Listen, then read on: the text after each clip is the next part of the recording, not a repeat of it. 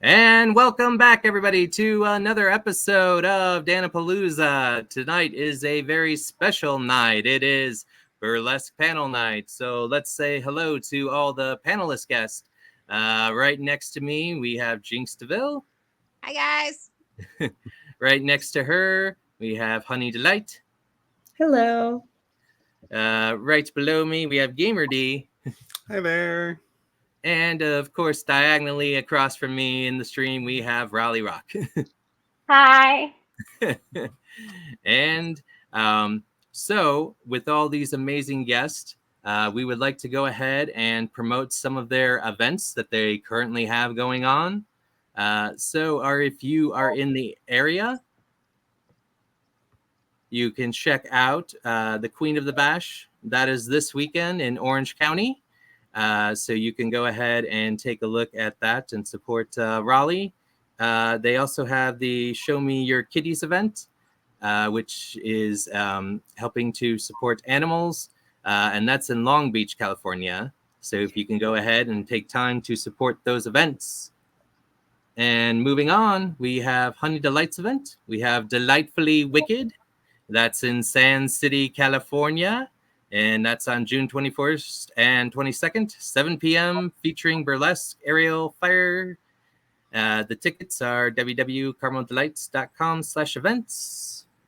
And then for Gamer D, we have Marvelous Extravaganza. That is on the 13th of July. It's emitting as Cyclops. So he will be Cyclops from the X-Men, if you are familiar with that. And Gainesville, Florida.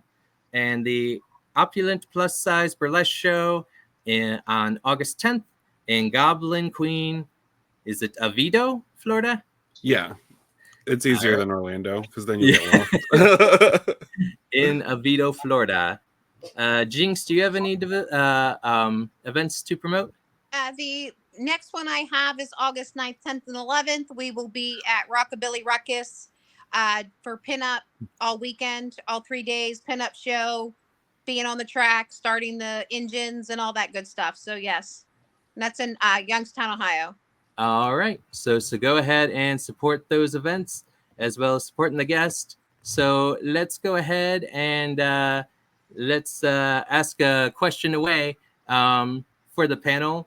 What is the to-go prop, the one prop that you need to use or like to use the most in a burlesque performing environment? And we'll start with Jinx. Ooh. So I guess my favorite prop, I just use myself most of the time. I love a hat, something that I can kind of hide behind. So I have this 4 feet long hair, and my hair's usually up in that hat. So the hat comes off, get to do the hair flip. So I would say a hat's my favorite. Aw, yeah, that's a good choice there. All right, let's ask Honey Delight. So I think one of my newer loves is the fire torches. So I've been learning, some fire eating and stuff like that. And if anything is lit on fire, people go nuts. So that's been really fun. I also find that I really like chairography. So using a chair for a prop. Wow, that's great, and I definitely don't want to get burned with the fire, but I definitely feel like that's a great prop. So let's go to Raleigh Rock. So it's my first favorite, which isn't something I can do everywhere, is aerial silks. And my second favorite is chair, because my strength is acrobatics, and people lose their minds when you do handstands on things. So yeah, that's my two, or what I like to perform on. It's awesome. I see a theme with the chairs. All right, Gamer D. So mine's kind of just evolved. It used to be like stick ribbons, just because they're fun to like pull out of nowhere and like flourish around, and it's just gone to veil fans. So it's essentially I'm just growing with more like holding large things of fabric and flailing them around. It's gorgeous though. Oh Yes. yeah. That's awesome.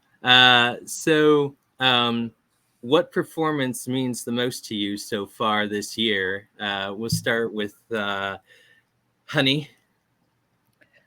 Let's see, was this just last? It was in the beginning of May. We were in the Pacific Northwest Burlesque Festival, which is in Olympia, Washington. And that was a really cool experience. We performed a routine that involved chairs, and it was tango inspired. And our friend who plays electric violin did the violin with it to the song Tango de Roxanne from the Moulin Rouge. And it was just the first time in a long time that we were in a big sort of traditional theater space, which there's something just like magical about that. Wow, that sounds like such an amazing experience. I'm glad that you got to have that. Yeah. Let's go to Jinx. My favorite is the show that I produce in April. Usually it's in April, and it's a fundraiser for the NFCA, which is the Neurofibromatosis Children's Foundation. And that is, I mean, it's very personal to me and very dear. And I did Cruella de Vil for this one, and and I did Catwoman. It was superhero themed. It was heroes versus villains. So you had to be a villain or a hero. I was a villain both times. And that's the one that means the most, because we take the money the following week and we do the walk at the zoo here in Pittsburgh. And that's where all that money goes, because it stays here. As soon as you said Cruella de Vil, I immediately think of the song from the movie and everything, you know, and so I would have definitely liked to see that in person, but I think that's great. You're doing it for the community. All right, let's go to I was actually gonna start singing the song, but I will go right to Raleigh Rock. Raleigh, what event means the most to you so far this year? So I did this event called Burlesque, I think, with the Gemstones, produced by Daphne Moon in Long Beach. I was asked to do an Edgar Allan Poe theme, and I did Annabelle Lee.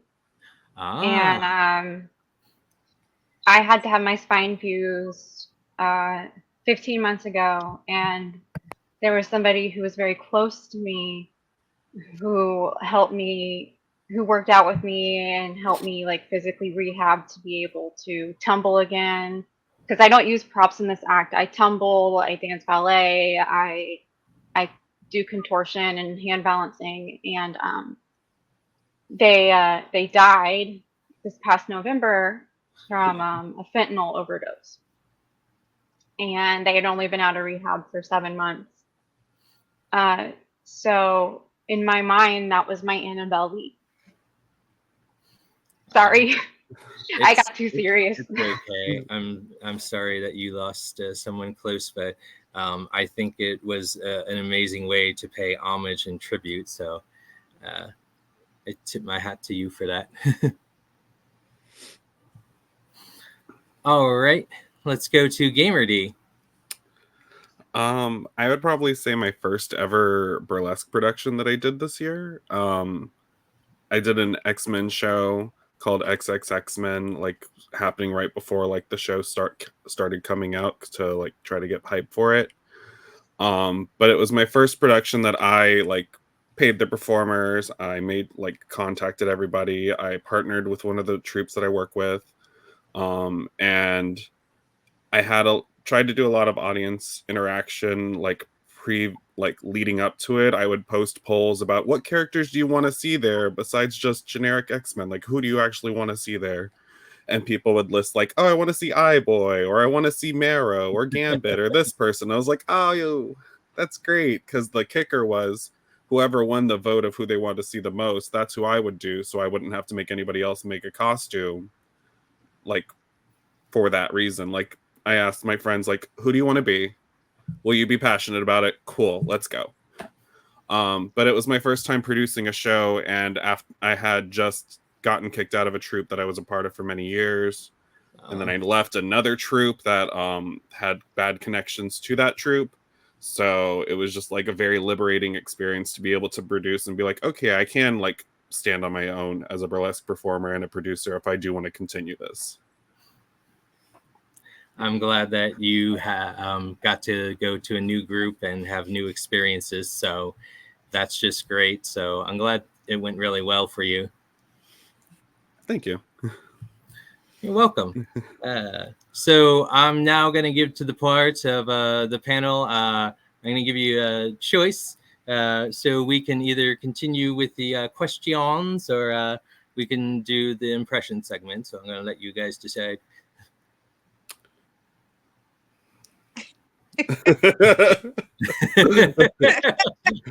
And back to you, Dan.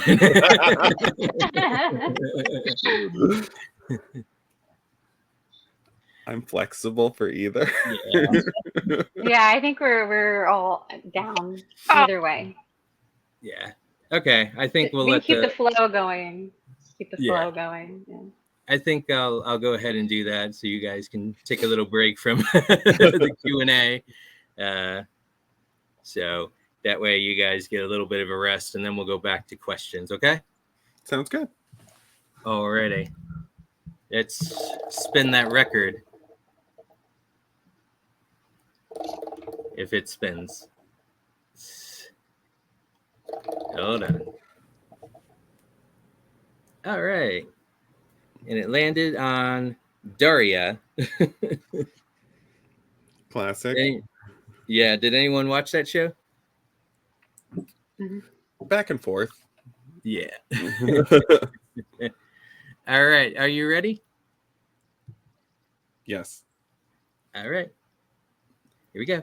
La, la, la, la, la. This is my life. Got to get off. Excuse me. Da, da, da. I got to be correct. La, la, la.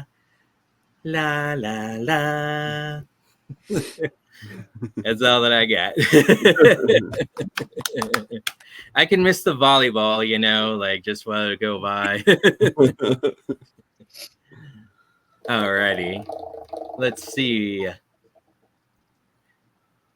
All right. It landed on Xena, Warrior Princess. All right. You ready? Here we go. In a time of ancient gods, warlords, and kings, a community cried out for a hero. Her name was Xena, a mighty princess indeed. The power, the passion. Hina na hina. Her courage will change the world. Dun, dun, dun, dun, dun. That's for that. Do her war cry. Do the war cry.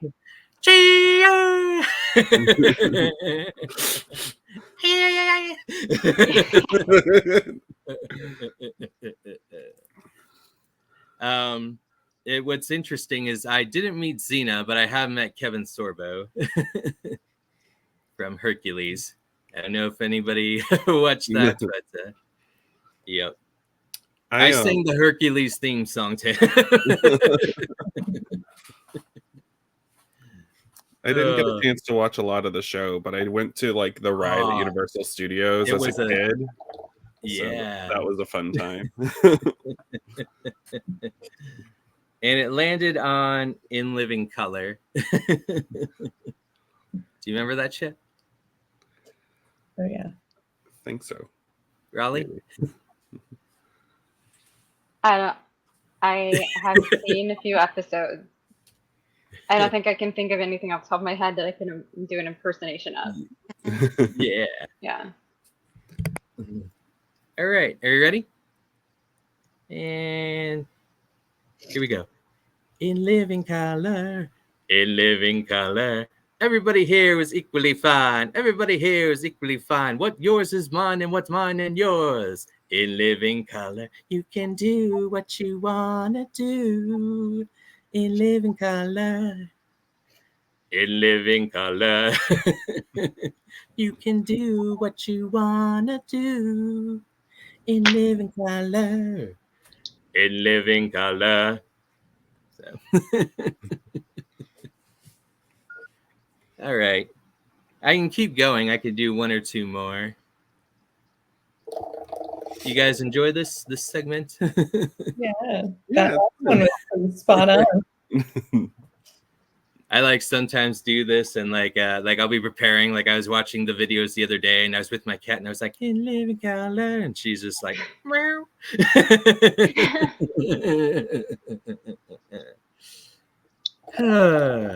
I love it. Let's see. What is it gonna? It keeps landing on the same one. Well, the It just universe wants- is telling you something. It just wants me to keep. It just keeps wanting me to do Xena. It wants you to do her war cry. It wants you to do her little thing she did when she spun the. Oh yeah, with the blade, the circle blade and everything like that, and she would. Yeah. Yeah. Yep. Cannot do it. It's not in the vocal repertoire. Okay, it landed on Rocco's Modern Life. Yes. Yes. All right, are we ready? Here we go. Rocco's Modern Life. Rocco's Modern Life. Spunky! Rocco's Modern Life. Rocco's Modern Life. Ooh, that was a hoot. Right. All right. Did I do justice for you, Raleigh? Yes, that was my jam for a very long time. You see on the page, you wash your hands. It was Mr. and Mrs. Big Head. Oh yeah. And where are you? Oh man, I love it. All right, and it landed on Hey Arnold. So this is the last one. All right, here we go. Here we go. Arnold. Hey Arnold. Ah, hey Arnold.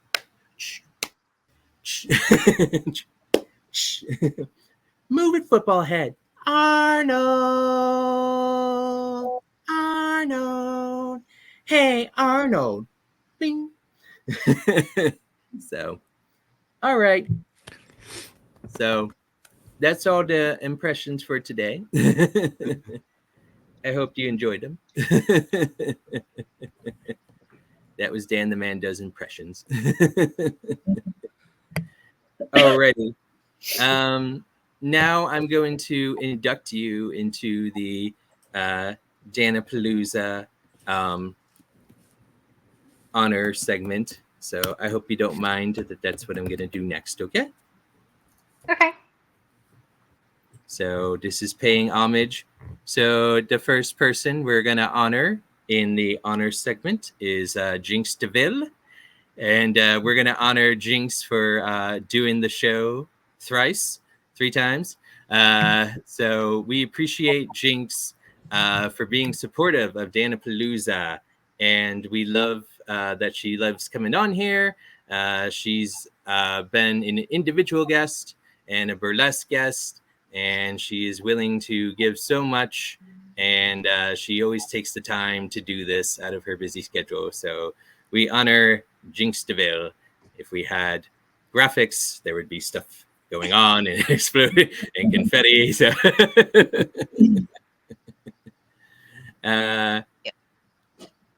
you're welcome. And then the next person we would honor is Honey Delights. So we want to honor Honey because Honey, when I first talked to you, I know that you didn't know much about Dan-A-Plooza, and we kind of gave you the quick recap of the Dan-A-Plooza education, and you seemed very enthusiastic and wanting to be here and wanting to network, and we thank you for wanting to take the time to do this and enjoying this, and we enjoy your presence in your company and well as your stories. So we honor you, Honey Delights. All right, and then the next person we're going to interview is Raleigh, Raleigh Rock. I sometimes feel like going Raleigh Rock, but I like my alliteration. Exactly, and what we like a lot about Raleigh is, well, first of all, because you like Edgar Allan Poe, I feel like if we had, palace doors, from very much of the Raven, very nevermore. But we like to honor you, Raleigh, because if you guys don't know, Raleigh also does artwork, and Raleigh's doing a lot of good stuff. She messaged me the other day saying she was going to look fabulous, and she does. But we thank her because she seemed very excited to jump aboard this. So I've never met someone who just wanted to be so much into the environment here. So I honor you, Raleigh Rock. And then finally, our last honor segment is Gamer D. Gamer D, I'm going to just tell you, you've become one of my favorites to have here. This guy, he has been supportive and everything. He's always doing this on the social media. And he's just a great guy. I actually met Gamer D in person. And we have the X-Men bond, so, I definitely enjoy all the stuff you're doing. Very creative mind you have, Gamer D. So mucho respecto. Thank you so much. So yes, so that is the honor segment. Do you guys have anything to say after the honor segment? Thank you for having us on. Thank you for giving us the opportunity to network and meet other artists. Absolutely. I know, and it's important for me that you guys get opportunities because, as we've seen during the pandemic, and stuff, what's the first thing to go? It's always the art stuff. Mm-hmm. They always try to take that away. And the purpose of my show is so you guys can flourish and do other stuff, and my job is to make sure that you guys get all those opportunities. So I will fight for every one of you and promote you and network you to get your goal into whatever it is you want. I can do what I can, but this is designed because you guys are at the top of the mountain. All right. You guys are the elite and you guys are the superstars. Okay. I'm the guy helping you up the mountain and everything. So reciprocated. Absolutely. We appreciate all the time that you spend trying to promote us as well. Oh, I know. And some people have even asked me questions. I don't know if you guys want to ask me questions, but some people ask me questions now too. Yeah, well, as a newbie, how did your character in this podcast come to be? That's a really great question. We're gonna do the short version because if we did the long version, everybody would be in bed and asleep, you know, if we did the long abridged version. There would be. So it was interesting. During COVID, I started doing these virtual chats with GalaxyCon. And I know Gamer D, he's familiar with GalaxyCon because he's been with the convention. And so you could meet celebrities and pay to meet them and chat for like 3 minutes. And so I did that like 50 times. And like I met everybody, but like I was like, well, maybe I should do this for the people. But like it was interesting because like the first one I met was Prince Eric from The Little Mermaid. He's the first one I ever met. And the thing was, there was problems with the technology. So I couldn't see him. All I saw was a black screen. And so like, it's just me talking, you know? So I felt like it was old time radio. And so I was like, can you do the voice, you know, even though I can't see your face, can you just do Spider-Man and Prince Eric as I just imagine what you look like? So he did. And then it happened. And I have some very nerdy ones. Like I dressed up as Gaston for Belle. So I met Paige O'Hara, who voices Belle. And so, yes. And she's like, so are you like Gaston, Dan? And I'm like, sometimes it depends. A lot in COVID, you know, makes me. And I hit her with the zinger line. I go, you're still reading books and there's no pictures in them, Belle. And I don't know why you don't read books without pictures.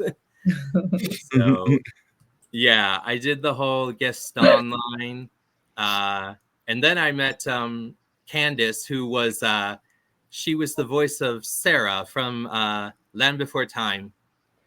And normally they would try to cut us off at 3 minutes. She talked to me for 9 minutes. So it was like very long extended time.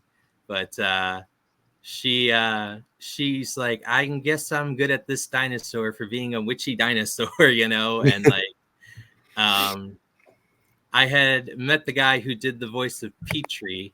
That was my favorite character in Land Before Time. And so it was nice because he had a ukulele. So we jammed and did that.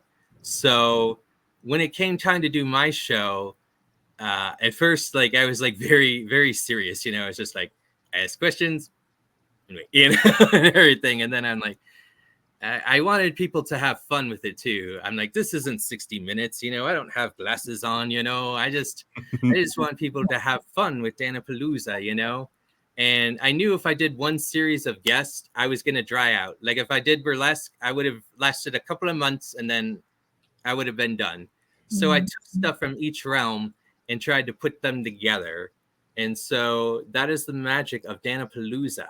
You know, and the thing is I have to spell Dan-A-Plooza differently because there's another group called Dan-A-Plooza, and they are frat marathon runners who never finished a race in 2019. I don't know where. I don't know if they're running somewhere in place, you know, but sometimes people tag the wrong Facebook group, and I was like just gonna do a set of me running, you know, just like behind them, you know. But actually, so that would be really cool. Yeah. That would be a really cool act to do. I will look into that. I was gonna do like, what's my age again? Just going with just have it start. It's Dan-A-Plooza, like an air horn, and then start running. Yeah. Yeah. Oh my goodness. So, but when I realized like how much people loved my show, they're like, yeah, let's do my show. And then they were like, how can I get opportunities, Dan? And like, so I can't believe I made it this far. I'm gonna keep going far. And I think now I've talked quite a bit. Is there anything else my wonderful guests want to say? You're just wonderful. I feel like I don't know how to phrase it as a question. Okay. But part of what makes this something special and different and really cool is that you explore the personalities of performers. Like in burlesque, we create different identities for ourselves. Yes. So we're not always like speaking face to face or ever being like silly or Yes. a lot of the time. So this creates a safe space where we can just kind of be goofy or like talk about Rocco's Modern yeah. Life or Yes. X-Men or things like that. So I think that's super cool. And your Aw, advocacy is super cool. And thank I you. hope you keep going. Oh, I will. I'll keep going as long as I can. But yeah, the next guest I have is I have someone who's a horror model, and then I have someone who Ooh. boxes, does lingerie boxing. So, and she's the champion. So, If you ever do fighting stuff, my sister is a Muay Thai professional Muay Thai ooh, fighter in Thailand. Like she fights for Ooh. one. oh So, wow. you know, we're identical twins, just different spectrums. Oh, So awesome. I'll look into that. Is there anything else my wonderful guests want to say as we wrap it up? Just go for it. I just also wanted to express my gratitude for being on the show and getting to Thank see what you. it's all about, and Aw. the networking, getting to meet all of you, and yeah. So thank you for thinking of me and including me. Thank you. I will tell you, I have just one more funny story if you want to hear, like the first time I performed and everything. So I think Gamer D, you might get a kick out of this. The thing was, it was in high school, and we had this Spanish dancer performer, and he would dance to Spanish and like Argentina, different songs. And they wanted people to be dancers, which that is not in my forte, even though Dan is in the word dancing. No. So they were picking the best dancers out one by one. We all lined up on the stage. We all had to do a dance move based off his wife, who was a dancer. So I knew I couldn't dance like some of the girls. They could twirl and legs, and I'm like, okay, that's not my forte. So I chose to be comical, and I made every dance move very big and very silly. And I was like, there's no way there's no way they're picking me. And then they picked me. you took up all the space. Yes, I did. I made Yeah. myself really big. And then he was going down the line. He was singing. He's like, I need a 1/4 meter. And so all the dancers were supposed to sing that. I was so focused on my moves, I said nothing. There was like nothing. I just smiled and nodded and moved my hips and motioned to go to the next person. But that was my first experience of working with an audience in dance. But yeah, so I thought people normally get a kick out of that. So I thought I'd share that with you guys. That's cute. Yeah. Yep. So I'm going to go ahead and end the recording. So I want to thank my guest and keep supporting Dan-A-Plooza, and take care and have a good